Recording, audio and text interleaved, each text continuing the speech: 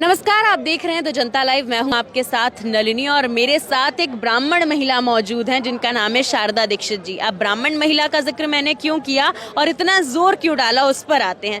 Ma'am, लगातार जो है ऐसा सुना जाता है कि चमत्कार होते हैं।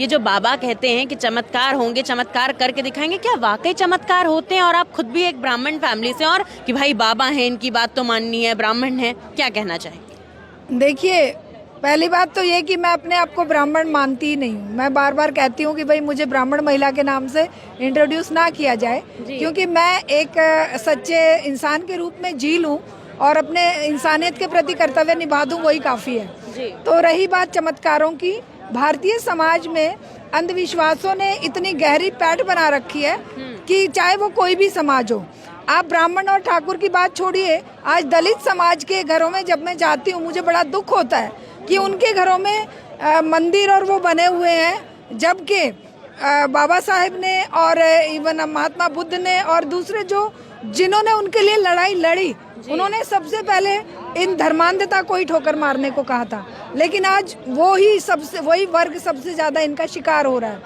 और कोई भी चमत्कार जो मैं और आप कर सकते हैं ना, वही काम हर इंसान कर सकता है। किसी के अंदर अद्वितीय शक्तियां नहीं होती, किसी के अंदर कोई भगवानों का वो नहीं अवतार होता, लेकिन ये उन्हें जब धर्मांधता का दौर भयंकर रूप से भारतीय समाज में हावी रहा, उस दौरान जो ग्रंथ लिखे गए, जो रचनाएं लिखी गई, उन सब में इन बातों का जिक्र आया।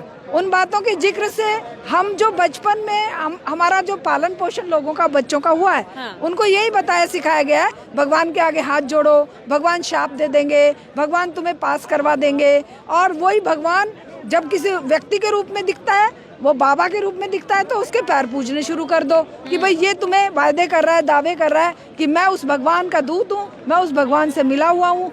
जिस चीज को यूरोप में 14वीं, 15वीं, 16वीं, 17वीं शताब्दी में, 14वीं से लेकर और 17वीं, 18वीं शताब्दी तक जिस चर्च को ठोकर मारी गई, जिस चर्च पर सवाल खड़े किए गए, वो पुनर्जागरण या रिनेसा का जो आंदोलन था, वो भारत में शुरू तो हुआ 19th सेंचुरी में, लेकिन वो अधूरा रह गया क्योंकि राजा राम मोहन राय जिसने सती प्रथा के विरुद्ध कानून बनवाए, जाति प्रथा के विरुद्ध बनवाए, ईश्वर चंद्र विद्यासागर, ज्योतिबा फुले, सावित्रीबाई फुले और ऐसे अनेकों जो हमारे समाज सुधारक थे या समाज परिवर्तन के आगाज करने वाले लोग थे, उन लोगों को इन धर्म के पाखंडी लोगों ने आगे नहीं आने दिया, उनके विचारों को प्रचारित प्रसारित नहीं होने दिया, वैज्ञानिक चिंतन को आगे नहीं आने दिया। वैज्ञानिक चिंतन नहीं होगा, देखिए कुछ तो होगा, या तो लाइट होगी या अंधेरा होगा, तो वो अंधेरा बना रह गया। चमत्कार भी होगा, चमत्कार भी होगा जब अंधेरा होगा, धर्मांधता होगी, अज्ञानता होगी, अशिक्षा होगी, तब उस समय वो धर्मांधता, अज्ञानता, वो सब इन चमत्कारों की तरफ इंसान की मानसिकता को मोड़ देती है। तो ये जो आज जो हो रहा है समाज में, आज जो चीजें निकल कर आ रही हैं, वो उसका जो परिणाम है वो हम और आप देख रहे हैं कि कहीं आशाराम बापू बेटियों का शोषण करते हैं, कहीं राम रहीम करते हैं, कहीं पर संतपाल करते हैं, कहीं पर ये बागेश्वर करते हैं, बागेश्वर का भी निकलेगा ऐसा ही कोई रहस्य, और कहीं पर ये नेता करते हैं। क्योंकि बेटियों को इस समाज में, इस धर्म में, इस सारी व्यवस्था में बेटियों को, दलितों को, कमजोर और दबे कुचले वर्ग को इंसानियत के उस पर रखा ही नहीं। इंसान कौन है? इंसान वो है जो आदर्श भी वही बताया गया। अब भगवानों के फोटो देखो, बहुत सारे गहने पहने हुए हैं, सुंदर सिल्क के कपड़े पहने हुए हैं, उनके बड़े बड़े सिंहासन हैं, उसी के आगे हाथ जोड़ के खड़े होते हैं सब लोग। तो वो किसको आदर्श मान रहे हैं? वो उसको आदर्श मान रहे हैं जिसके पास पैसा है, जिसके पास कोई रौब है, जिसके पास कोई ताकत है। तो पूरा समाज उसके आगे नतमस्तक होता है। नतमस्तक होता है तो वो चमत्कारों के रूप में फिर बागेश्वर जैसे लोग सामने आते हैं कि हम देखिए, हम हैं और हमारे पास ये वो शक्ति है जो श्री राम या हनुमान या पलाडिका जो भी है, देवी प्रकट हो गई, हिलने लग जाते हैं, भगवान है। वो सारे पाखंड जो है वो अज्ञानता की है, धर्मांधता की। पाखंड कहाँ है? कहते हैं कि अभी आपने जिक्र किया कि भगवान के दूत होने की बात करते हैं। अब साक्षात जो बागेश्वर बाबा हैं वो खुद धीरेन्द्र शास्त्री ये कहते नजर आते हैं कि मैं हनुमान का जो हूँ दूत हूँ, हनुमान जी मुझसे बात करते हैं। अब बात करते हैं तो वो कैसे बात करते हैं ये हमें समझाइए, ये चमत्कार कैसे होता है? क्योंकि जब चमत्कार दिखाने को कहा गया तो वो वहां से भाग निकले।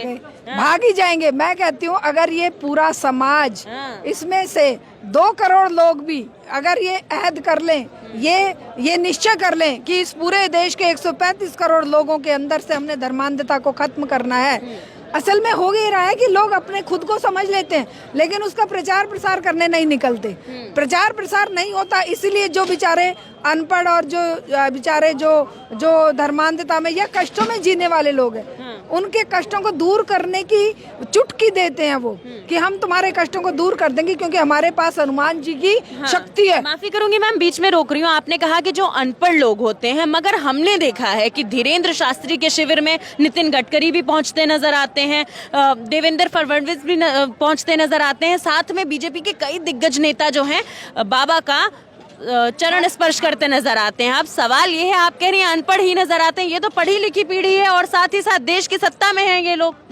देखिए, वो बेचारे माफी के लायक हैं जो अनपढ़ हैं, धर्मांध हैं और जिनके पास रोटी रोजी का संकट है। लेकिन ये जो लोग हैं, नितिन गडकरी हैं या ये जो अभी आपने नाम लिया फडणवीस हैं, या कभी कभी आशाराम बापू के दरबार में हमारे वर्तमान प्रधानमंत्री और अमित शाह भी हाजिरी लगाते और उनके पैर छूते देखे गए हैं। ये लोग शातिर बदमाश हैं।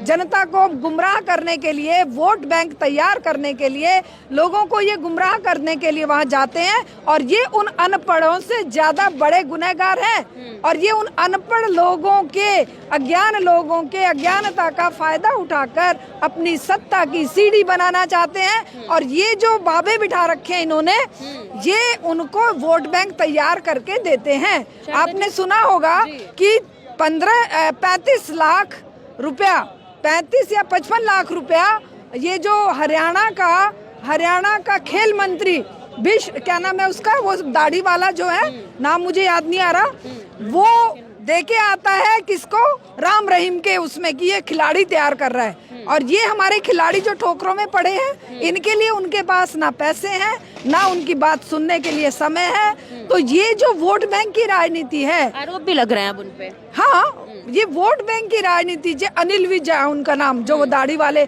खेल मंत्री हैं हरियाणा के, ये जो शातिरपना है, चालाकी है, दुष्टता है, ये किसी माफी के लायक नहीं है। ऐसे लोगों को तो जनता को खड़े करके इनके ऊपर जूते मारने चाहिए, क्योंकि वो माफी के लायक हैं जो अज्ञानी है, जो बेचारे धर्मांध हैं, जिनको रोशनी नहीं दिखी। इनको तो ये तो सारी ऐशाराम जो इस्तेमाल कर रहे हैं, हवाई जहाजों में उड़े 8,500 करोड़ का जहाज लेके एक आते हैं कि भाई विश्व में केवल एक राष्ट्रपति यूएसए के पास है और वो हमारे प्रधानमंत्री सबसे गरीब देश के यूज कर रहे हैं। इनको धर्मांधता का दिखावा करने का मतलब है कि ये वोट की राजनीति के चलते लोगों को गुमराह कर रहे हैं। मगर शारदा जी, एक बात बताइए, आप भी ब्राह्मण महिला का जिक्र मैंने इसीलिए किया था कि ब्राह्मणवाद इस देश में बहुत ज्यादा सक्रिय है। बात बात पे यहाँ जय श्री राम के नारे लग जाते हैं, जय हनुमान के नारे लग जाते हैं।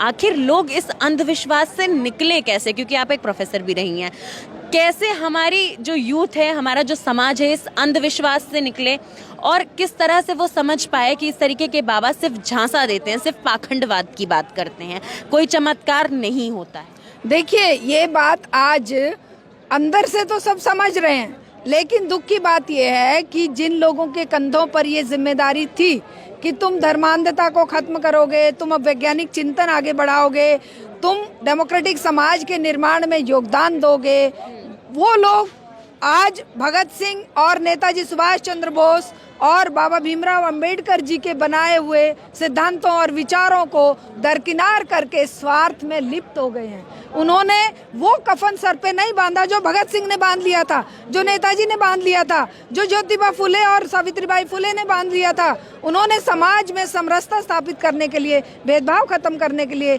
साइंस और विज्ञान और शिक्षा का प्रचार करने के लिए हद से गुजरकर अपनी जान की परवाह ना करके, जब उन पर पत्थर और ईंट फेंके जा रही थी सावित्रीबाई फुले पे, तब भी उन्होंने परवाह नहीं करी। आज हम और आप उन्हीं की देन है कि हम आज यहाँ पर खड़े हैं, वरना तो शायद हम 4 दीवारी के अंदर कैद में होते और कहते लड़कियों को बाहर नहीं जाना। उन्होंने वो साहस दिखाया, आज इसी साहस की जरूरत है।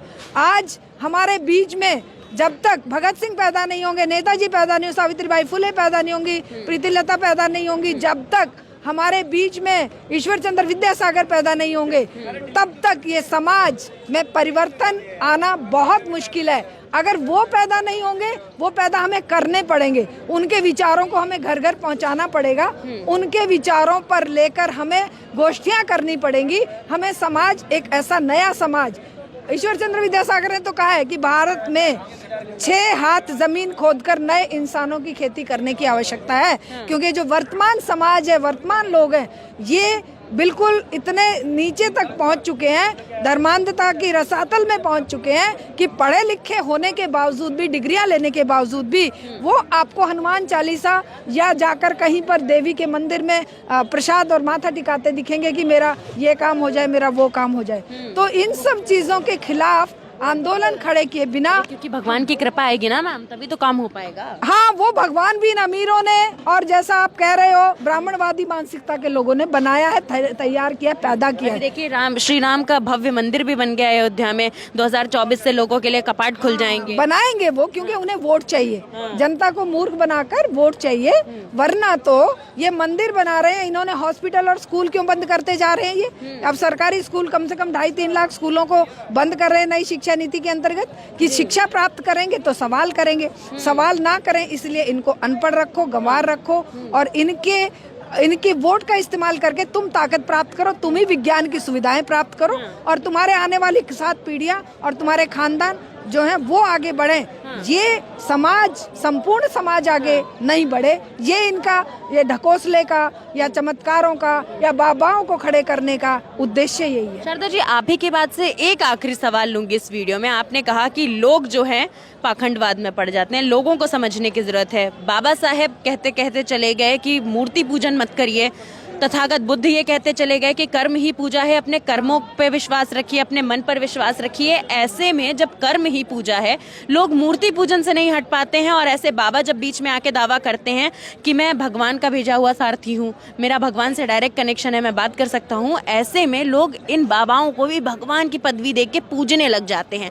अब शास्त्री साहब की बात करें तो वो भी भगवान की तरह पूजे जाते हैं, बागेश्वर बाबा, समझ रही हैं? तो कैसे निकल पाएंगे लोग? क्योंकि सिर्फ शिक्षा से तो नहीं होगा, कहीं ना कहीं लोगों को समझने की भी तो जरूरत पड़ेगी। तो बस 2 लाइन में हमारे दर्शकों को समझा दीजिए कि अंधविश्वास से कैसे निकला जाए, और वाकई ऐसे चमत्कार होते हैं या नहीं? देखिए, चमत्कार तो बिल्कुल नहीं होते हैं, और निकलने का रास्ता एक ही है कि जन आंदोलन के रूप में हम महापुरुषों के विचारों को, चाहे वो महात्मा बुद्ध के विचार हैं, चाहे वो बाबा साहेब अम्बेडकर के विचार हैं, चाहे ज्योतिबा फुले और सावित्रीबाई फुले के विचार हैं, भगत सिंह और नेताजी सुभाष चंद्र बोस के विचार हैं, ईश्वर चंद्र विद्यासागर, राजा राम मोहन राय के विचार हैं। इन विचारों से ओतप्रोत समाज जब आंदोलन के रूप में खड़ा होगा, आवाज बुलंद करेगा कि हमें इन सब में कोई विश्वास नहीं है, हम समाज को समतामूलक, हम बेटियों को सम्मान पूर्वक जीने देने का अधिकार चाहते हैं, हम दलित और सभी प्रकार के समाजों को एक जैसा जीवन देने के लिए संघर्ष करेंगे, बराबरी के स्तर पर आएंगे, तभी चुनावी राजनीति से ये कभी नहीं हो सकता। राजनीति भगत सिंह वाली क्रांति की राजनीति, नेताजी सुभाष चंद्र बोस की, नेताजी के जैसे INA जैसे उन्होंने बनाकर अंग्रेजों पर अटैक किया था, वैसे ही हमें समाज के लोगों को खड़ा करके इन अंधविश्वासों पर अटैक करना पड़ेगा, इस मानसिकता पर अटैक करना पड़ेगा, तभी हमारे देश में समाज परिवर्तन का आगाज हम कर सकते हैं। चलिए, बहुत बहुत शुक्रिया मैम आपका।